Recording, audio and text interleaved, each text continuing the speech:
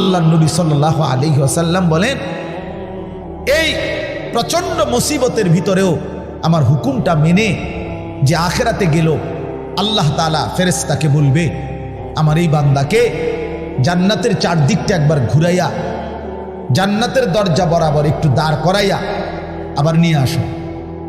কসম আল্লাহর, এটা হাদিস। ওই জীবনভর দুঃখ কষ্টে আল্লাহর হুকুম মেনে গেছে, সেই লোকটাকে চারদিকে ঘুরাইয়া জান্নাতের দরজার কাছে একটা মিনিটের জন্য ফেরেশতা দাঁড় করাবে। জান্নাতের একটা মিষ্টি বাতাস এক সেকেন্ডের জন্য তার কলিজাটার মধ্যে এসে লাগবে ভিতর থেকে।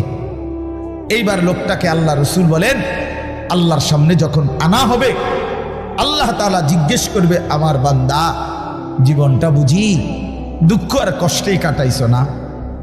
কসম আল্লাহর হাদিসে আছে, ওই বান্দা বলবে, মাওলা বলেন কি মাওলা, জীবনে দুঃখ কি জিনিস আমি তো কখনোই দেখিনি।